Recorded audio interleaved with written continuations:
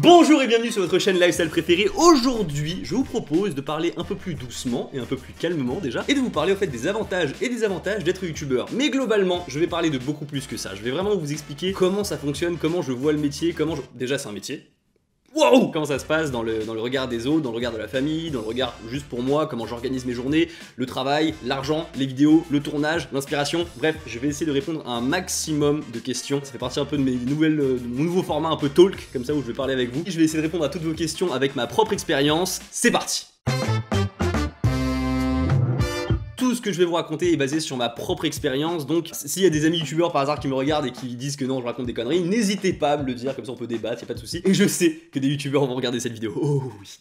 Ok, on va commencer par la première chose qui paraît évident en fait, le travail.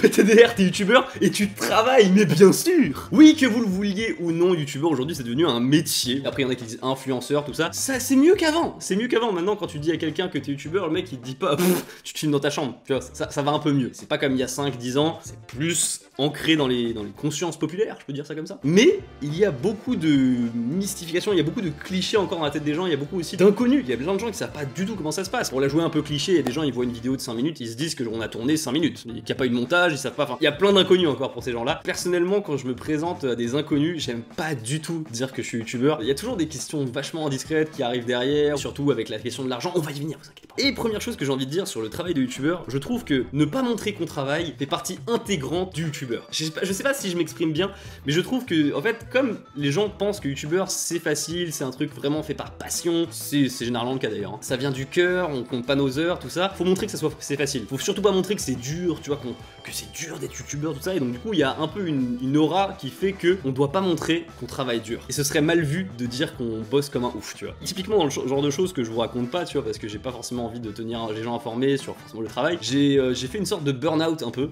genre en novembre 2018. Ça correspond typiquement à la période où j'ai arrêté d'être étudiant vraiment, enfin la moitié du temps. Je faisais plus que YouTube, et j'ai subi un effet qui s'appelle l'effet de rebond, qui est en gros le fait que t'as plus de ressources, t'as plus de temps pour faire quelque chose, mais t'es pas forcément plus productif. J'ai vachement vécu ça, et genre je bossais comme un ouf, je m'investissais comme un malade, et je sortais pas forcément plus de vidéos ou quoi, mais ça me cramait. Tu comptes pas tes heures, tu tapes sur ton corps, tu commences à dormir 6 heures par nuit, puis 5 heures, 4 heures, puis ah tiens une nuit blanche, ah peut-être une deuxième, tu vois. Voilà, ça arrive, c'est comme ça qu'on arrive un petit peu à une sorte de burn-out. Après ça n'a pas été un burn-out complet, ce que j'ai fait ça a été juste pendant une petite période, et c'est reparti après direct après. Je pense qu'il y aurait eu beaucoup d'incompréhension, beaucoup de gens qui ne comprennent pas, genre en mode d'où tu fais un burn-out en faisant des vidéos sur YouTube. Il y a tellement pas de trucs qui expliquent comment c'est youtubeur que c'est normal que les gens pensent comme ça. Les horaires, typiquement les horaires de youtubeurs, ça ressemble à quoi? Alors ça, je pense c'est le truc qui est le plus différent pour tout le monde. Alors vraiment tout le monde est différent, mais s'il y a bien un point commun, c'est que je pense que c'est toi-même qui dirige tes horaires. Déjà voilà, première chose, c'est toi qui dirige tes horaires. Si j'ai envie de me lever à midi, je me lève à midi, tu vois, genre tu te maîtrises totalement. Moi typiquement, en fait, je me lève à 9h, 9h30, je réponds à des mails comme ça le matin, je regarde si j'ai un gros tournage que j'ai prévu, que j'ai planifié, j'écris un petit peu. Après l'après-midi, voilà, l'après-midi généralement j'essaie de consacrer ça à un tournage, un peu après manger, parce que juste après manger, tu vois, t'es en digestion, tout ça, et t'es pas terriblement bien, donc j'essaie de tourner un petit peu après, et parfois même je tourne le soir, et vraiment après il y a le montage aussi que je peux faire, et les périodes, je vous avoue, la période où je suis vraiment le plus efficace, c'est 22h, 2h du matin. Ah là, c'est vraiment mon horaire. À partir de 22h, il y a moins de gens qui sont réveillés, ton téléphone il sonne moins, t'as moins de trucs, t'as moins de contacts, il y a moins de choses qui peuvent te perturber ton esprit, et c'est là où je carbure à fond. Un autre truc qui est super cool, la journée classique d'un youtubeur, ça n'existe pas. Tout change tout le temps. En tout cas pour moi, je fais tout le temps un truc différent, je pars au Japon, je reviens, j'ai un truc à faire, j'ai un tournage, j'ai une OP, ça bouge tout le temps. T'as vraiment pas du tout d'ennui, j'ai pas de routine du tout. C'est pour ça que c'est aussi dur de vous décrire en fait une journée typique de youtubeur, parce que ça bouge tout le temps en fait. À la limite, tu vois, t'as une régularité sur la sortie de tes vidéos, mais vraiment aucune routine, ça c'est trop bien. Et le gros désavantage d'avoir toute cette liberté, un peu là, y a pas de routine, tout ça, c'est que comme c'est généralement ta passion, encore une fois je le répète, hein, vu que tu ne maîtrises, t'as pas d'horaire fixe, eh bien tu as tendance à grignoter sur ton temps de vie. Et c'est pour ça que typiquement, tu vois, quand je vous dis que je travaille beaucoup de 22h à 2h du matin, ce ne sont pas des horaires conventionnels. Si la vidéo n'est pas terminée, c'est nuit blanche. Y a pas de ouais non c'est fini, le boulot est terminé, vas-y on part. Non. Et ce qui fait que ça grignote beaucoup sur ton temps, t'as tendance à pas te fixer de limite, tu vois. Enfin tant que tu bosses, ça fonctionne, donc du coup t'as envie de continuer, jusqu'à ce que ton corps s'abîme un petit peu. En tout cas moi je sors une vidéo par semaine sur ma chaîne principale. En vérité si tu regardes le planning, voilà, je sors une vidéo le samedi sur ma chaîne principale, le dimanche sur la chaîne TV Louis, le même dimanche je sors une vidéo sur la chaîne Louis, donc celle-ci, et aussi parfois, voilà, au début en tout cas de la chaîne Louis, je sortais 2 vidéos par semaine, ce qui fait un total quand même de 4 vidéos par semaine. C'est Pas que dalle, je peux vous le dire, c'est pas évident. Il faut faire du stock sur certaines périodes, il faut faire des pauses, faut bien gérer tout ça. Quand t'es youtubeur, comme je vous ai dit, il n'y a pas d'horaire, samedi, dimanche, ça ne veut rien dire. Enfin, en tout cas, pour moi, ça ne veut rien dire. C'est tout juste si je bosse pas plus le week-end que dans la semaine, moi. Enfin, personnellement, c'est plus le cas. Donc, encore une fois, et voilà, ça, c'est le genre de désavantage qu'on peut avoir. Et du coup, ce qui fait, bah, alors, forcément, quand tu tapes un peu dans ta santé comme ça pour forcément, tu tombes malade. Et je vous avoue, genre, en ce moment, je fais du sport, je fais beaucoup de sport, tu vois, depuis le confinement, je me suis mis au sport, et je me suis rendu compte qu'en fait, que ça me boostait. Ça, c'est cool, tu trouves des cracks, mais c'est limite un peu flippant de devoir, tu sais, trouver des cracks pour être encore plus efficace et tout, être encore plus performant. Après, tu vois, je fais ce que j'aime, et ça, c'est cool. Tout ce qu'il faut retenir, c'est que c'est le bordel. Tu travailles quand tu veux, mais du coup ça mange, ça grignote un petit peu dans ta vie privée. Mais en tout cas, j'ai envie de bosser, tu vois. J'ai envie de bosser. En fait, on a envie de battre le fer tant qu'il est encore chaud. Tu sais, YouTube, c'est aussi une chance. Quand ça fonctionne, t'as envie de dire, bon bah là, ça fonctionne maintenant. Faut que je dose, tu vois, tant que ça fonctionne, parce que ça peut s'arrêter. Et le fait que les youtubeurs en premier sont un peu toujours flippés du quand est-ce que ça va s'arrêter, c'est totalement vrai. Créer son entreprise. Alors ça c'est peut-être un truc un peu plus mystérieux pour certaines personnes, mais c'est que bah, je suis patron. Du coup il y a plein de trucs emmerdants avec cette entreprise qui arrive, du style la comptabilité. Oh là là. L'art de créer du travail pour pouvoir travailler. C'est absolument insupportable. Heureusement, j'ai une personne qui fait ça pour moi. Du coup, je n'ai pas besoin de me soucier de ça. Donc, franchement, je vous le dis, c'est une chance de ouf. Hein. Et puis aussi, le formidable monde des impôts et des cotisations. Et alors là, c'est là où je vais commencer un peu à parler d'argent. Tout l'argent que je génère avec les pubs, les YouTube, machin, les OP, les partenariats et tout ça, ce n'est pas moi qui le gagne. Vous allez vous dire, mais quoi, de quoi tu parles? Si c'est pas toi, c'est qui? Eh bien, c'est mon entreprise qui gagne cet argent-là. Quand tu gagnes une somme d'argent en France, tu dois te déclarer au début en tant que micro-entreprise, et au bout d'un moment, quand tu dépasses le seuil, eh bien, tu dois devenir une entreprise, voilà, plus grosse. Et quand tu déclares tout ça, bah, forcément, tu déclares l'argent qui rentre dans ton entreprise, et ce n'est pas de l'argent à toi. Imaginons, je veux aller faire mes courses comme ça pour aller manger, je n'ai pas le droit d'utiliser l'argent de mon entreprise pour aller acheter à manger. Si par exemple, je vais acheter à manger et que je mange en vidéo pour vous montrer un truc, voilà, un truc exceptionnel, j'en sais rien, un truc à faire en vidéo, là par contre, j'ai le droit d'utiliser l'argent de l'entreprise. Vous avez compris le délire? C'est qu'en gros, toutes les dépenses liées à mon activité YouTube, eh bien, je peux le faire passer dans l'argent de l'entreprise. Donc tu peux faire des frais et te mettre bien sûr, mais tu as aussi des contrôleurs fiscaux qui vont pas laisser passer ça. C'est-à-dire que si tu commences à t'acheter des bagnoles et tout sur le nom de ton entreprise, ils vont dire, mais attendez, est-ce que cette voiture, vous l'utilisez uniquement pour l'entreprise ou aussi un peu pour vous?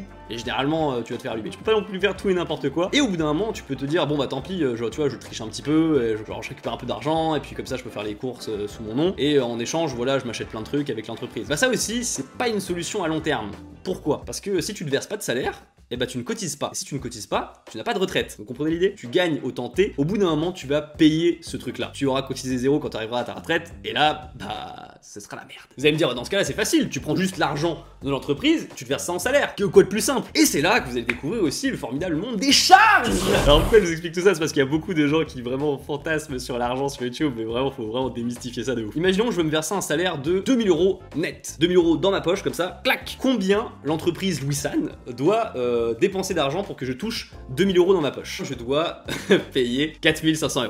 Voilà, faut à peu près, hein, c'est très global, voilà, il y a des gens qui vont me reprendre sur les chiffres, mais là je grossis, voilà. Et là vous vous dites, ah ouais, ça fait un peu mal quand même, là ça fait 2500 balles comme ça qui partent. Ça ne part pas en fumée, tu vois, mais c'est à l'état. Et c'est là où tu te dis, finalement c'est un peu chiant, c'est un peu embêtant. Parce que imaginons que je gagne 4500 € par mois avec YouTube, les activités, tout ça. Et bien finalement, il n'y a plus rien dans l'entreprise si je me verse un salaire de 2000 €. Est-ce qu'il y a des gens qui sont surpris? J'ai vraiment trop envie de savoir, est-ce qu'il y a des gens qui sont surpris de ça? Ah oui, alors je vais parler de ça aussi. Il y a des dividendes. Alors ça aussi, il y a des dividendes. C'est un moyen en fait de te verser l'argent de l'entreprise, c'est-à-dire que tu stockes l'argent dans l'entreprise et tu te verses des dividendes parce que c'est ta société. Imaginons que tu as 9000 €, voilà, dans ton entreprise, tu veux te verser cet argent-là en dividende pour ton compte à toi. Et bien tu vas perdre 3000 € au change. Donc tu vas récupérer que 6000 €. Donc t'es content, t'as dit, ah, j'ai dépensé moins, mais j'ai quand même récupéré 6000 € dans ma poche. Mais tu retombes dans le problème de tout à l'heure, c'est que tu ne cotises pas, et du coup au bout d'un moment, si tu ne fais que des dividendes, eh bien tu auras un souci sur le long terme. C'est très difficile pour moi déjà de me verser un salaire, mais c'est aussi difficile pour moi d'embaucher quelqu'un. Imaginons je voudrais payer quelqu'un au SMIC, 1219 €. Et bien globalement, si je veux payer quelqu'un au SMIC, c'est-à-dire qu'au minimum, tu vois, au minimum, eh bien je suis obligé de dépenser 3000 €. Voilà, environ, hein, globalement, encore une fois, je vous dis de grosser le trait, et vous comprenez bien que pour moi, bah, c'est pas viable du tout. Vous avez compris comment c'est un truc de ouf, comment l'argent il part en fait, il part. Il y a plein de détails, il y a plein de trucs, voilà, les cotisations sont pas les mêmes, il y a plein d'exceptions et tout, je grossis, voilà, c'est pas un cours de finance, et c'est juste pour vous expliquer que c'est pas avec 1500 € que tu payes quelqu'un à 1500 €. Comment je fais? Parce qu'aujourd'hui j'ai des monteurs, j'ai des gens qui travaillent pour moi, et bien ces gens-là, ce sont des prestataires. Et les prestataires, bah, c'est des gens en fait, on va dire sur un montage, ils me disent, bah écoute, sur ce montage-là, je te facture 200 €.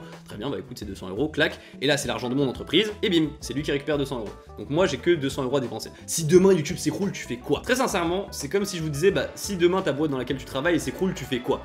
Les gens ils ont vraiment l'impression que YouTube c'est quelque chose de totalement instable et tout. Et mine de rien, tu vois, ça fait quand même depuis un petit moment maintenant que YouTube ça roule, tu vois, ça fait un petit moment. Enfin. Mais je pense que si c'est pas YouTube, ce sera autre chose. Le métier entre guillemets d'influenceur ne disparaîtra pas comme ça, tu vois. C'est un des tout nouveaux métiers qui vient d'apparaître au 21e siècle. Pour moi, il va pas disparaître immédiatement. En revanche, une question intéressante, c'est si YouTube demain ça marche plus pour toi. Là, c'est plus intéressant parce que là, c'est un cas à part. C'est pas YouTube qui s'écroule, c'est juste pour toi, ça marche plus. Je vous avoue, moi, en termes d'avenir professionnel, je me vois pas sur YouTube toute ma vie, clairement pas. Mais j'aimerais bien devenir une sorte de passerelle un peu France-Japon. Il y a par exemple un truc que j'avais fait, c'était le festival Kinotayo. J'avais fait la cérémonie d'ouverture. J'avais présenté entre guillemets, j'avais ouvert la cérémonie du festival du film Kinotayo. Il y avait l'ambassadeur du Japon en France qui était présent, il y avait des réalisateurs qui étaient présents. Bref, je présidais pas ça, mais je présentais un peu tout ça. C'était énormément de responsabilités et c'était un job que j'avais eu grâce à YouTube, mais qui ne touchait pas du tout à la vidéo, qui ne touchait pas du tout à YouTube en soi. C'est plus le fait que je suis à moitié japonais et que j'ai un peu de notoriété de ce côté-là. Et typiquement, c'est le genre de choses que j'ai envie de faire. Travailler dans les activités culturelles France-Japon, pas forcément toujours en tant qu'influenceur, tu vois, mais voilà, présentateur et tout. J'ai plein d'idées comme ça. On va passer à la section suivante, écoutez la vidéo. Écriture, tournage, montage, comment se passe la réalisation d'une vidéo? L'inspiration pour une vidéo, je vous avoue, j'ai jamais trop souffert de la page blanche ou quoi, en mode de quoi je vais parler. Parce que j'ai toujours 15 000 trucs à raconter, tu vois. J'ai plein de vidéos, entre guillemets, je me dis, faudrait que je tourne ça et tout. Après, parfois, tu peux pas toujours les tourner au moment où tu veux, mais clairement, je sais pas trop quoi vous dire parce que j'ai jamais été trop en manque d'inspiration.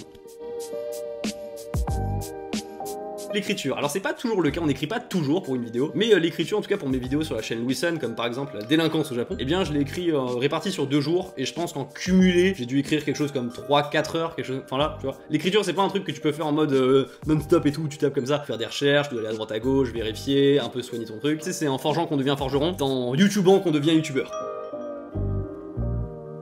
Alors le tournage, c'est ça dépend beaucoup de la vidéo à tourner.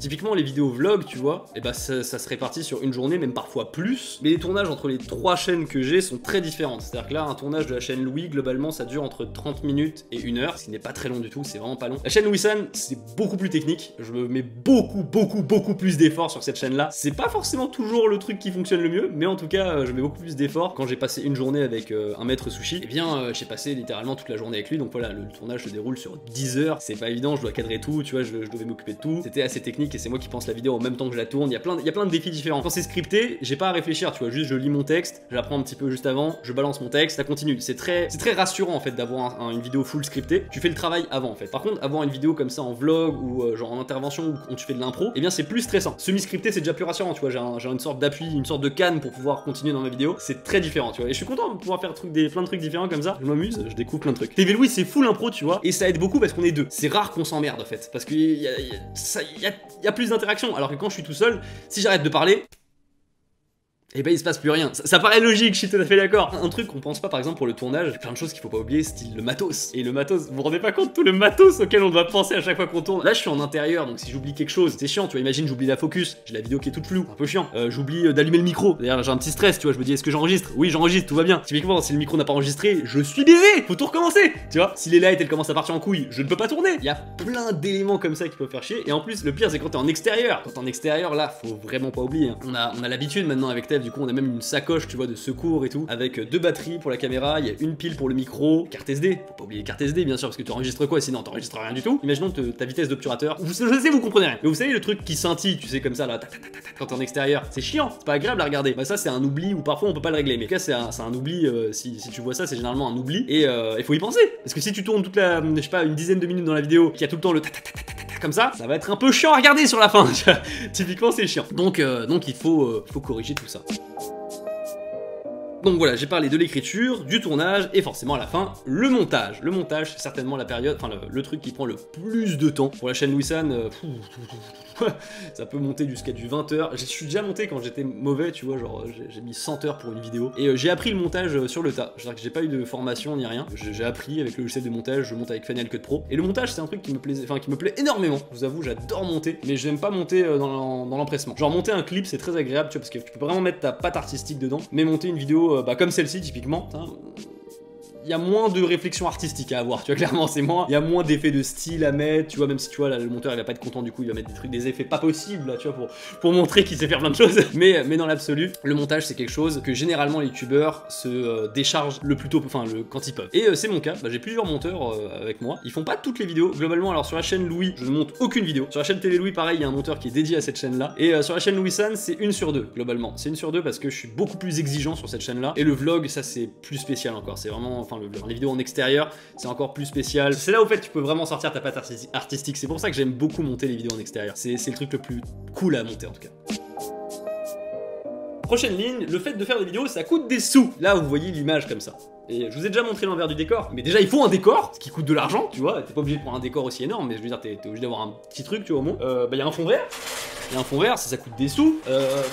Les lights, là, il y a 2 lights ici, il y a une ring light ici, là, il y a un micro, là, il y a mon téléphone qui est en train de streamer avec le micro, et il y a la caméra avec un micro ici, il y a un deuxième micro là, il y a mon ordi ici, et il y a du matos, tu vois, c'est vraiment pas, il y a besoin de matos. La vidéo sur j'achète des produits de youtubeurs, faut bien que je les achète, les produits, donc faut bien que je sorte l'argent, donc voilà, ça coûte des sous, et c'est pas toujours rentable, hein, je vous avoue, hein, il y a des vidéos que je fais où je sais que je ne serai pas rentable, mais je me dis, ah bon, pour une fois, bah je fais ça, et puis peut-être sur une autre vidéo je serai plus rentable, du coup ça ira mieux, tu vois, ça c'est la ligne qui va peut-être vous faire tiquer. Il y a des vidéos que je tourne pour moi, parce que j'ai envie de les tourner. Et il y a des vidéos que je tourne pour moi aussi, mais c'est quand même aussi pour l'algorithme. Et c'est comme ça que fonctionne YouTube. Pour moi, c'est ma logique, c'est ma façon de faire. Je pense que si tu tournes des vidéos que pour toi, pourquoi tu les partages? Comme on est sur une plateforme où il y a de la concurrence, tout ça, tu dois aussi un peu te plier aux règles de YouTube. C'est un peu chiant, c'est malheureux, tu vois. On va parler un peu de la démonétisation un peu plus tard, mais voilà, ça fait chier. Mais pour moi, c'est l'essence même du truc, c'est qu'il faut faire à la fois des vidéos pour toi, mais aussi pour ton public. C'est rarement les vidéos les plus travaillées qui fonctionnent le mieux.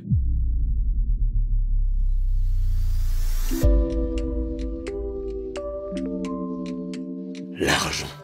L'argent sur YouTube. L'argent sur YouTube. Je vous le dis tout de suite, vous n'aurez pas mon salaire, combien je gagne, machin, vous ne le saurez pas. Mais je vais vous balancer des trucs et je vais démystifier quelque chose. Un truc très important. On vous dit souvent, ouais, le 1$ les 1000 vues, c'est un mythe et tout, voilà. Même 1€ les 1000 vues, c'est pas ça du tout qu'on gagne. Effectivement, c'est pas ça du tout. C'est beaucoup plus.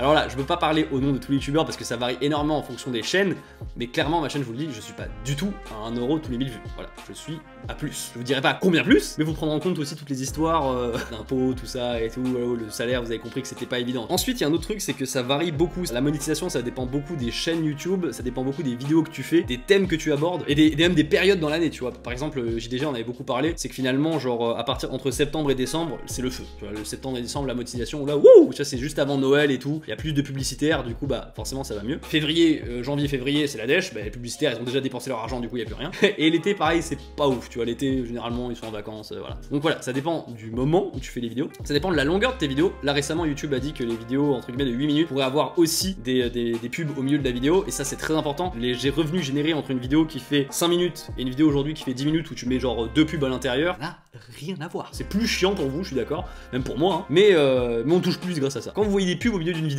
c'est parce que le youtubeur l'a choisi. Le youtubeur ne choisit pas les pubs qui vont passer, mais il choisit l'emplacement. C'est pour ça que parfois, tu sais, Maclay et Carito, ils faisaient on revient tout de suite après la pub. Et les gens ils disaient oh putain, juste après vous avez dit ça, il y a une pub qui est sortie. C'est normal, c'est eux qui l'ont décidé. On va arriver aussi sur une autre forme de revenus sur YouTube, donc il y a les revenus générés par la publicité que vous voyez, tout ça. Je vais pas parler des subs ou quoi sur YouTube, c'est un peu anecdotique. Je vais vous parler des OP. Je vais avoir une section un peu plus tard sur les OP, vraiment. Et les OP fait partie aussi des revenus de ma chaîne. En tout cas, pour moi, ça correspond à la moitié, voire un peu plus de la moitié de ce que je gagne au total, de mon chiffre d'affaires mensuel. Pas du tout négligeable, mais je vais pas trop en parler des OP comme ça, je vais revenir un peu plus tard dessus. Ensuite, il y a une autre forme de revenu, c'est les droits d'auteur. Les droits d'auteur, ça c'est un truc qui est arrivé tout récemment, c'est assez récent. Les droits d'auteur, c'est, vous savez, la SACEM pour les musiques, par exemple, quand tu passes la musique de Maître Gims dans une discothèque, bah, faut qu'il touche un petit peu d'argent comme ça, Maître Gims, dans l'histoire. Et bien, c'est un peu la même chose pour les vidéos YouTube. Ce truc-là est arrivé en 2017, je crois, enfin, c'est pas très vieux. Et au début, je vous avoue, tous les youtubeurs, on est arrivé comme ça. C'est quoi cette arnaque? C'est-à-dire que là, vous allez me dire que je m'inscris, je vous donne pas d'argent et je vais toucher de l'argent. Je vais toucher peut-être 1000, 2000 balles. Vraiment. On était tous un peu méfiants comme ça. Et dans les faits, oui, c'est assez cool. Donc là, vous vous dites, mais attendez, l'argent, vous croulez sur l'argent là. Attendez, mais il y a de l'argent partout là sur les youtubeurs. Quand moi j'ai commencé ma chaîne YouTube, gagner de l'argent était totalement anecdotique pour moi. Je me disais, ça, je déclencherais ça, mais beaucoup plus tard. J'ai monétisé ma chaîne au bout d'1 an, je crois, un truc comme ça. En même temps, je faisais pas beaucoup de vues, donc j'aurais gagné 20 balles quoi. Et je vous avoue, j'ai été rentable au bout de 2 ans et demi de YouTube. Environ. Faut prendre ça en compte, tu vois. C'est pas un truc qui arrive comme ça. La démonétisation, c'est un putain de raccourci de dire ça, parce qu'en fait, pour les gens, ils pensent juste que c'est « Oh bah juste, vous gagnez pas d'argent sur cette vidéo YouTube ». C'est vrai, mais pas totalement. Je m'en bats les couilles si sur une vidéo, de temps en temps, je ne touche pas d'argent. Si la vidéo est vue, si elle est partagée, si YouTube veut bien la mettre en avant, ça me va. Et là où on commence à comprendre le problème, c'est que quand une vidéo est démonétisée, elle n'est plus mise en avant. Elle est détruite. Alors voilà, tu travailles, tu produis une vidéo, voilà, tu fais tout ton truc, et à la fin, eh ben YouTube décide de dire non, celle-là, on va pas trop la mettre en avant. Ça a cartonné hein, au début, hein, ça a cartonné, mais non. Et c'est comme ça que par exemple la vidéo sur le harcèlement scolaire au Japon, ou la vidéo sur toujours sur des sujets un peu sensibles. Hein. La vidéo sur être une femme au Japon, c'est quoi? C'était sur les agressions sexuelles au Japon. Ça, démarrage de fou parce que c'était monétisé au début, et puis au bout d'un moment, démonétisation, clac, les vues sont coupées.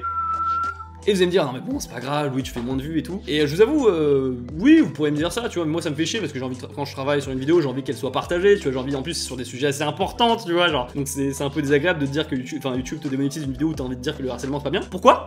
Comment ça? Et de deux, il y a beaucoup de gens qui font le raccourci en mode, ouais, t'es démonétisé, mais t'as mis un placement de produit, du coup tu t'en fous. Bah non, en fait, je m'en fous pas, parce que si la vidéo n'est pas vue, et bah généralement, bah le sponsor, il va dire, bon bah t'as pas fait beaucoup de vues, bah on va pas beaucoup te payer. Donc vous comprenez comment c'est vicelard le fait de pas être mis en avant, comment ça peut avoir des conséquences derrière. Je suis en train de dire, les gars, YouTube, me prenez pas pour un con, me prenez pas pour un con. Y a pas soudainement d'un coup tout le monde qui s'est dit, ah non, finalement j'ai plus envie de voir cette vidéo, je me casse, allez ciao. C'est pas possible, tu vois. C'est le truc qui me fait un peu chier, tu vois, sur la démonétisation, et c'est ça qui me fait chier, c'est la non mise en avant. Ce n'est pas de pas gagner d'argent, faut que vous le compreniez. En tout cas pour mon cas, c'est totalement ça. Pas avoir d'argent sur une vidéo YouTube, c'est pas grave. Je me ferai de l'argent sur une autre vidéo. Enfin, tu vois, une OP, on peut faire quelque chose. La non mise en avant, je peux pas lutter contre ça. Les vidéos sont plus vues, bah mon métier ne fonctionne plus. C'est un peu ça. Et dans la démonétisation, il y a des critères en fait où tu évalues ta propre vidéo. Et je vous avoue qu'il y a un truc que j'aime pas, c'est la dernière ligne, c'est écrit sujet sensible. Et je trouve que c'est très malin de la part de YouTube, c'est dans le sens où tu peux tout ranger dans cette case-là. Ah, t'as parlé d'un truc, mais c'était un sujet sensible. Tu vois, c'est trop facile, tu peux pas débattre, tu vois, là-dessus. Donc c'est un peu chiant. J'ai essayé une fois de ne pas monétiser une vidéo, c'est-à-dire que là, volontairement, j'ai dit non, je ne veux pas d'annonceur dessus, je ne veux pas de pub dessus. Et bien quand même, la vidéo s'est fait démonétiser dans le sens où elle a été démise en avant. C'est-à-dire que j'ai vu qu'il y avait un truc normal et d'un coup, voilà. Donc c'est même pas une solution. Pour éviter la démonétisation, sur ma chaîne, je publie ma vidéo. Il y a un truc où tu évalues ta vidéo et je dis, ma vidéo, il y a des trucs, il y a des armes à feu, il y a des choses pas bien dedans. Et après, eh bien, je dis, non, finalement, je suis pas d'accord avec moi-même. Et je demande un examen. Et là, l'examen se fait assez vite. Et donc, il y a quelqu'un qui, théoriquement, manuellement va regarder la vidéo et qui va décider si la vidéo est monétisable ou pas. Et quand ceci arrive, eh bien, la décision est confirmée, parce que c'est techniquement un humain qui l'a fait. Et donc là, si elle est monétisée, je suis sûr qu'elle sera monétisée. Si elle est démonétisée, je suis sûr que c'est mort. C'est insupportable. T'as trop envie de dire à YouTube, dites-moi c'est quoi le souci, j'enlève, tant pis, tu vois. Alors, d'abord, petit cours sur l'OP, il faut différencier les différentes OP. Alors, il y a l'OP global, c'est quand toute la vidéo est centrée sur un truc. Imaginons, je sais pas, je dois faire la promotion de Final Fantasy XIV, je me balade une journée dans la vie d'un mec qui est ultra pro dans ce jeu-là, tu vois, mais toute la vidéo tourne autour de l'opération. Ça, c'est une OP. Ensuite, t'as le placement de produit, ça c'est beaucoup plus rare, je crois que c'est même pas si ça existe encore sur YouTube. Ça existait à un moment, il y en a quelques vidéos. C'est-à-dire que le youtubeur n'en parle pas, c'est juste intégré dans la vidéo, comme ça passe en soum et en fait t'es rémunéré pour ça. Et ça, je vous avoue, ça existe plus. Et le truc qui est récemment arrivé et qui est beaucoup plus pratique, c'est l'intégration. C'est le truc de 1 minute que vous pouvez passer, en fait, facilement, vous pouvez juste skipper comme ça sur YouTube. Et c'est la forme maintenant la plus commune, hein, tous les NordVPN, les Red Shadow Legends, tout ça, ils passent par ça. En fait, t'as différentes rémunérations et clairement l'OP, ça va te rémunérer beaucoup plus parce que c'est vraiment une vidéo dédiée. Et l'intégration, comme c'est délié techniquement ta vidéo, c'est moins rémunéré. Exemple d'une intégration, par exemple, Red Shadow Legends, comment ça se passe? D'abord, il m'envoie un mail. Généralement, c'est pas Red Shadow Legends qui te contacte, en fait, c'est une agence de com qui est chargée de trouver des youtubeurs. Et du coup, voilà, c'est eux qui me contactent et qui me disent, voilà, on a envie de faire une intégration sur ta chaîne Louis pour Red Shadow Legends. Voilà. Est-ce que t'es ok avec la date? Est-ce que t'es ok avec le tarif? À partir de là, c'est le bras de fer. C'est le bras de fer, tu vois, faut faire la négociation en mode non, moi je veux plus, voilà pourquoi je veux plus et tout. Ils disent ah bah non, on n'a pas assez de budget, du coup faut réduire, on peut faire un petit effort, bref, voilà. On s'entend sur le prix. Le prix est entendu, la date est entendue. À partir de là, ils te donnent une fiche directive et tu vois en fait tout ce que tu dois dire et tu dois ne pas dire. Et je vous avoue que Red Shadow Legends, bon je veux pas vous le cacher, mais c'est les plus chiants. Ils payent bien Red Shadow Legends, mais ils sont ultra casse-couilles. Leur musique, leur texte, leurs vidéos, leurs commentaires, bref, en gros, t'as très peu de liberté. Par exemple, pour Red Shadow Legends, j'ai très peu de liberté. Je peux pas faire de ma patte, entre guillemets, je peux pas rendre beaucoup le placement de produit amusant pour vous. Du coup, je vais travailler ça, je vais faire le montage, je vais mettre ma gueule, je vais faire tout ce qu'il demande en directive. J'envoie ça à l'agence, il remonte ça au client. Le client dit, ah, faudra faire ces modifs là, clac, clac, clac. Je fais ça, je fais les modifs, ça remonte et tout. Et enfin, ça se fait. Globalement, ça se passe comme ça, une OP. J'ai une OP Honkai bientôt. Eux, par exemple, ils sont beaucoup plus souples, tu vois. Je monte leur jeu, je fais un opening d'animé dessus, tu vois, où je chante et tout, je parle beaucoup moins du produit. Ils disent, non, ça passe, on voit le produit, ça c'est vendeur et tout, ils sont cool. Et ça, c'est bien. Et je vous avoue, moi je suis prêt à te payer moins s'ils sont prêts à faire, enfin à accepter un truc plus détente comme ça. J'ai envie que ça soit agréable pour vous à regarder. C'est franchement, est-ce que vous avez envie d'avoir un mec qui dit hey, j'adore Honkai, un sœur d'impact, super, regardez, cliquez, jouez au jeu, ah là là. Est-ce que ça vous donne envie? Non. Si par exemple je fais un truc, un opening en mode waouh, ça te donnera peut-être un peu plus envie d'y jouer. Pas forcément tu vas y jouer, mais un peu plus envie quand même.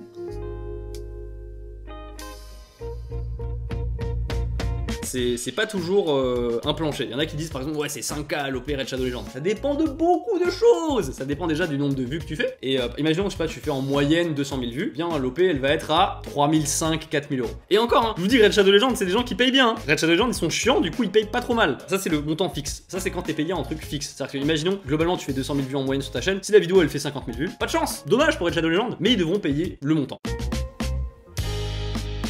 au nombre de vues sur un mois. Ça, c'est déjà plus intéressant. Pourquoi? Si tu connais bien tes vidéos et tu dis, cette vidéo, je sais qu'elle va fonctionner et qu'elle va faire plus de 200 000 vues, tu peux faire ton intégration sur cette vidéo et tu vas être rémunéré, imaginons, je sais pas, 13 euros les 1000 vues. Tu vas faire 3900 euros. Et je sais pas, imaginons, ça peut être, je sais pas, 15, allez, disons 15 euros les 1000 vues. Du coup, là, t'es à 4500. T'es à 4500. Tu te dis, ah, c'est plus sexy déjà. Mais faut pas se faire avoir parce que si tu fais ta vidéo et que ta vidéo elle fait que 50 000 vues, et bah là, tu l'as dans le cul. On va aller mieux accepter le plancher parce que là, tu vas toucher que 750 euros, qui est un peu dommage. Mais moi, genre, les trucs rémunérés au prorata, c'est tout nouveau pour moi. Vraiment, c'est tout nouveau. J'expérience ça. Et en vrai, c'est cool. En vrai, c'est cool parce que quand tu sais qu'une vidéo va péter, c'est pas mal. Moi ça m'est jamais arrivé, j'ai jamais fait d'OP comme ça. Ça vraiment ça se base sur ta communauté et sur la fidélité. Imaginons, t'as une communauté en béton, t'as 1000 abonnés, mais t'as une communauté en béton, c'est-à-dire qu'ils regardent toutes tes vidéos et tout. Et bah du coup tu vas avoir 1000 vues. Et imaginons tout le monde ils sont trop chauds, ils disent ouais on va télécharger ton truc, t'inquiète tu vois. 1000 personnes fois 10 euros le téléchargement, tu arrives à 10 000 euros. Ce taux de transformation est très rare. Une OP bien faite, t'as un taux de transformation à 5% environ. Donc voilà, ça c'était les différentes formes de rémunération d'une OP. On va arriver sur un truc, c'est avoir un agent ou un network. C'est pas la même chose, un network et un agent, ça peut faire la même chose, mais c'est aussi différent. Un network, déjà, je peux vous le dire, je suis chez Webedia. Un network, c'est un truc qui va te proposer différents services et qui va te ponctionner, ou pas, si t'es très chanceux et que t'as beaucoup d'abonnés, dans ton salaire mensuel YouTube. C'est-à-dire qu'imaginons, je gagne 1000 euros sur YouTube, et bah ils disent, bah t'as le droit de rentrer chez nous et tout, tu vas avoir droit à ça, des locaux, tu vas le droit d'avoir une petite protection YouTube, tu vas avoir le droit à un contact avec nous, on va essayer de te proposer quelques OP de temps en temps, on va te filer Epidemic Sound, c'est une banque de musique, voilà, où tu peux utiliser avec les trucs libres de droit, mais tu vas nous donner, disons, 10% de ce que tu gagnes. Tous les mois, je fais 1000 euros sur YouTube, bah, il va me prendre 100 euros. Voilà. C'est l'idée. Donc ça c'est un network. Et il essaie de t'apporter des OP, des trucs comme ça. Un agent c'est différent. Un agent c'est un mec, déjà ça arrive plus tard, je trouve, enfin en tout cas dans mon point de vue ça arrivait plus tard. Et eux ils sont beaucoup plus investis parce qu'ils vont prendre un pourcentage sur ce que tu fais, sur l'OP que tu vas faire avec eux. Imaginons sur l'OP, on va reprendre l'OP voilà avec le téléchargement. L'OP global est à 10 000 euros, donc t'as récupéré 10 000 euros. Et c'est ton agent qui a trouvé ça. Si c'est lui qui a négocié, il faut qu'il touche sa com. Il y a des coms horribles hein, qui peuvent être à 50%. Et il y a des coms généralement, moi je trouve que ça tourne autour de 25, tu vois. Imaginons tu peux te dire ouais mais attends 25% c'est beaucoup trop gros parce que tu vas toucher que 7500 euros. Mais imaginons c'était avec un autre agent, il te dit ouais moi je te prends que 10%, mais qui négocie moins bien et qui arrive que à négocier un truc à 6 000 euros, tu vois qu'à la fin bah, t'auras pas le même montant. Fais le calcul le monteur, je t'oblige à faire un tableau avec les calculs. Donc vous comprenez qu'en fait ça dépend aussi de l'agent en question, même s'il prend plus et qu'il négocie comme un ouf, il est intéressant. Voilà. Alors, les emmerdes, qu'est-ce qu'il y a de genre d'emmerde on peut avoir sur une OP? Eh bien typiquement c'est que tu fais le boulot, machin, et puis ils te disent non ça nous plaît pas, recommencer. C'est-à-dire que là je viens de taffer, j'ai fait mon intégration et tout, et vous êtes pas d'accord? Bon tu fais les corrections, ça va. Un autre truc qui peut faire chier, c'est quand ils mettent diplôme à répondre. Et ça m'est arrivé, ça me vénère de ouf. C'est-à-dire que toi tu fais le montage, tu fais le taf, eux ils ont littéralement 1 minute de vidéo à voir. Ouah, ils te mettent un délai d'enfoiros. Ils te mettent parfois 2-3 jours pour te répondre pour une vidéo d'1 minute à regarder, tu vois. Ah ça rend ouf. Et c'est ce genre d'emmerde qui est censé t'éviter un agent. Méfiez-vous des trucs qu'on vous propose. Moi là je vous le dis parce qu'avec le recul, je me suis rendu compte récemment que je me faisais sale sur certaines OP. Je découvre en fait que j'aurais pu être payé parfois 2 ou même parfois 3 fois plus. Ne vous sous-évaluez pas. C'est clairement le conseil que je peux vous donner. C'est moi je me suis un peu sous-évalué sur certains trucs. J'aurais pas dû. Voilà. La popularité. Ah, le sujet de la popularité. On a fini l'argent, maintenant la popularité. Comment ça se passe avec les filles? Est-ce que ça aide avec les filles? Louis, dis-nous tout. Oui. Ah, je vous le dis cash, hein, c'est oui. Non, c'est vrai, c'est vrai. Bon, moi, je vous avoue, ça fait 4 ans que je suis en couple, donc voilà. C'est surtout, en fait, ça aide, mais comment dire? C'est que ça t'aide pour les coups d'un soir, mais pour un truc plus stable, peut-être c'est un peu plus compliqué. Niveau popularité, se faire reconnaître dans la rue, comment c'est et tout. C'est très cool la première fois. En fait, faut juste pas que tu sois dans un mauvais mood quand tu te fais reconnaître, parce que imagine t'es énervé pour une quelconque raison, tu te fais reconnaître, tu peux pas dire quoi? Qu'est-ce qu'il y a? Pourquoi tu m'emmerdes? Non, tu peux pas faire ça, tu vois. Non, clairement pas. Moi, quand il y a quelqu'un qui me demande une photo dans la rue ou quoi, j'évite aussi un peu d'être dans mon personnage. Pourquoi?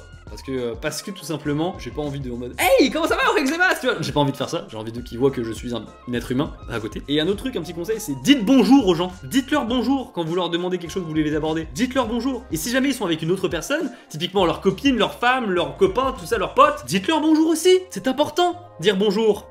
T'as compris? Vous avez compris le message? Dire bonjour. Tu te fais reconnaître parfois sur des trucs incongrus et les gens sont très gentils avec toi. Moi, ça m'est arrivé plusieurs fois que des stewards dans l'avion genre me reconnaissent et ils me disent attendez mais c'est vous le youtubeur et tout, merci, bah, j'aime beaucoup ce que vous faites et tout, c'est cool. Et le mec il part et puis après tu sais il revient et il dit ouais si tu veux de la bouffe et tout en plus, vas-y je te mets bien et trucs comme ça. En vrai ça c'est cool tu vois, t'as des petits avantages comme ça, tu dis hey c'est sympa, écoutez c'est cool. Une fois bah en convention, il y avait une abonnée qui avait dit ouais écoute j'ai un petit cadeau pour toi tout ça. Ma maman elle bosse à la Tour Eiffel et puis bah du coup voilà je t'ai pris 2 billets. Donc voilà il arrive des trucs cool, hein, et des avantages de malade hein, je veux dire à être youtubeur. Vous voyez bien à mon sourire sur mon visage que clairement c'est une situation cool. Tous les youtubeurs sont d'accord pour dire que quelqu'un qui vient t'aborder dans la rue pour te demander une photo, en tout cas à mon niveau tu vois, y a pas tout le monde qui arrive donc ça va, c'est vraiment, c'est très agréable, ça boulardo, tu vois, c'est cool. Autant par contre un mec qui le prend en scred en photo, insupportable. Ça t'as l'impression d'être un animal en cage dans un zoo, c'est horrible, vraiment le faites pas. Voilà, c'est un truc, je vous le dis. Un autre truc sur la popularité, bon ça c'est plus mon avis, mais je pense que, tu sais, mine de rien, on lit tous les commentaires, on côtoie des gens dans les conventions, dans plein de trucs, et l'être humain n'est pas fait pour rencontrer autant de monde, je pense. Là je rentre un peu dans un truc philosophique, mais vraiment je pense qu'on n'est pas fait pour rencontrer autant de monde. J'ai l'impression qu'on vieillit plus vite, je sais pas comment m'exprimer, c'est très dur d'exprimer ça. On apprend à considérer beaucoup plus de points de vue différents. Donc voilà, ça c'est un bon point je trouve, mais c'est un peu à double tranchant, parce que le public c'est toujours un truc à double tranchant, que tu ne peux plus faire totalement ce que tu veux. Je vous le dis, franchement, maintenant quand je suis en boîte avec mes potes et tout, je me mets plus trop de grosses murges, tu vois, parce qu'il y a des gens ils sont cool, ils viennent te parler, ils te disent hey, c'est toi qui as la vidéo, machin et tout, ça va. Mais moi je pense aux gens qui viennent pas me voir, tu vois, qui me disent rien, et qui qui peut-être peuvent me voir dans des états un peu pas possibles. Peut-être qu'ils s'en battent les couilles, ce serait très cool, tu vois. Mais j'ai pas envie de risquer le fait qu'ils prennent une photo de moi en train de vomir, je sais pas, quelque part, en disant regardez la PLS du youtubeur. Tu vois aussi la transformation de ton public, la transformation de tes commentaires. Vraiment, au début, quand tu commences tes vidéos YouTube, les gens s'adressent à toi dans les commentaires. Et au bout d'un moment, plus tu grossis, plus les gens s'adressent plus à un être humain. C'est pas forcément des commentaires négatifs, mais c'est juste, tu parlerais pas comme ça à une personne dans la rue, tu vois. Fais plus de vidéos horreur. Vous comprenez, c'est pas un méchant commentaire, tu vois, c'est rien, tu vois, je veux dire, je vais pas me sentir attaqué par ça, je vais pas me sentir attaqué ni quoi, mais c'est pas une manière de parler à quelqu'un. Donc les mauvais commentaires, pareil, j'en ai déjà fait une vidéo sur la chaîne principale, c'est chiant, mais t'apprends à gérer ça avec le temps, tu vois, c'est juste quand ça t'arrive pas tout d'un coup, tu vois, c'est progressif. T'apprends aussi à avoir des haters, tu vois, tu te dis, ok, il y a des gens, ils te détestent et tout, ils activent la cloche et tout, ils sont là et présents pour toi, pour te mettre un pouce rouge. Un autre truc qui arrive en ce moment qui est un peu plus chiant, c'est les dramas Twitter. Oh putain. En ce moment, en plus, sur Twitter, il y a un peu un mauvais mood, tu vois, de chasse aux sorcières et tout. Je dis pas si c'est mérité, pas mérité, je veux même pas rentrer dans le débat, tu vois. Et t'as la fameuse cancel culture. J'ai pas envie de trop m'exprimer dessus parce que voilà, il y en a déjà beaucoup de youtubeurs qui l'ont fait, dont notamment Unja Phoenix. Je vous recommande d'aller voir sa vidéo si vous l'avez pas vue sur la cancel culture. C'est assez intéressant. Tu peux pas être contre le harcèlement et cautionner la cancel culture. Enfin, voilà. C'est le seul truc que je dirais. Et puis ah oui, un autre truc que je voulais dire, c'est que tu sais, il y a un truc qu'on dit souvent, c'est en mode ouais Louis, on voit les chier, les gens qui disent de la merde sur toi, t'en bats les couilles et tout, nous on te soutient. C'est super gentil, mais en fait parfois c'est juste que ça peut te toucher. Ça devrait pas, tu vois, mais il y a un truc qui dit il y a que la vérité qui blesse. Et c'est totalement faux. C'est totalement faux. C'est limite si c'est pas plus le contraire, tu vois. Le fait qu'on te diffame et qu'on te dise des trucs qui sont pas ton cas, tu vois, enfin c'est horrible, genre. Et puis en plus, il y a aucune demi-mesure sur internet. Tu dis pas par exemple oh ce film il était pas mal. Non, tu dis ce film était ouf, putain. Ou tu dis pas, ce film était pas ouf, tu vois. Tu dis, ce film était la pire bousasse de ouf que j'ai jamais vu de ma vie. Tu extrapoles à chaque fois ton truc sur internet, et même moi, hein, je vous le dis. Mais vraiment, les youtubeurs, c'est des êtres humains, hein, n'oubliez pas, les gars. Eh bien, moi je suis un mec qui a des excès, enfin des pics comme ça, mais ce qui est cool c'est que je le régénère très vite. Il y a des trucs parfois ça va un peu plus, ça me fait un peu plus chier, des choses comme ça. Et je prends exemple aussi sur TF par exemple qui est très béton. Je me dis putain c'est bien, ça impacte moins leur mental et tout, c'est cool, c'est correct tu vois. Je trouve que c'est bien d'avoir un mental solide pour pouvoir encaisser ce genre de choses. Les contacts. Alors ça, c'est un des gros points forts d'être youtubeur. Comme tu as une communauté, eh bien tu peux tout démarrer pas à zéro. Et ça, c'est trop cool. Un autre truc aussi qui est cool dans le fait d'être youtubeur, c'est que quand vous êtes fanboy comme moi, vous pouvez parfois rencontrer des youtubeurs en convention et leur discuter sans faire 4 heures de queue. Et même parfois boire une bière avec eux. Et puis finalement, tu vois, tu sympathises avec eux et tu finis par tourner une vidéo avec eux. Et c'est ton rêve de gosse, tu vois, enfin c'est ton rêve d'adolescent. Et tu te dis putain, j'ai réussi à tourner une vidéo avec cette personne-là. Et t'es très content. Écoutez, en conclusion, YouTube, je ne regrette absolument pas. Moi, je suis très heureux de faire ça, tu vois. Même si l'avenir est incertain, pour moi, c'est ça qui est aussi un peu excitant. Et c'est ça qui fait aussi que je me m'arrache, tu vois, et que je bosse à fond tout de suite. Et même s'il y a des désavantages, comme je vous ai dit, avec les horaires qui grignotent sur ta vie privée, l'incertitude, l'instabilité, le mental, avec qui peut avoir les mauvaises réactions, les dramas, les trucs comme ça. Il peut y avoir des aspects négatifs, mais quand même, les aspects positifs sont très cool. T'es libre de ton emploi du temps. Si ça fonctionne, c'est grâce à toi. Si ça fonctionne pas, c'est à cause de toi. Voilà, c'est vraiment une aventure à vivre. Je le regrette absolument pas. La preuve, c'est que j'ai un putain de diplôme d'ingénieur où j'ai mis 5 ans à l'avoir et pourtant je ne l'utilise pas. J'espère que cette vidéo vous aura expliqué pas mal de choses sur comment ça se passe derrière cet écran, comment on vit les choses, comment on travaille et tout. Après, je vous le dis, hein, là j'ai beaucoup parlé de mon cas. Ça peut être très différent pour d'autres youtubeurs. Mais en tout cas, voilà, j'espère avoir un peu résumé le truc et avoir éclairé quelques lanternes. Ce format talk là comme ça, c'est assez rigolo à faire. J'ai craqué ma caméra, ça fait 1h44 que je tourne là. Le monteur est en PLS. Sur ce, écoutez, merci beaucoup d'avoir regardé cette vidéo. N'hésitez pas à lâcher un énorme pouce bleu pour toutes ces révélations. Voilà. Et puis je vous dis à la prochaine. Tchuss. So give me a sign.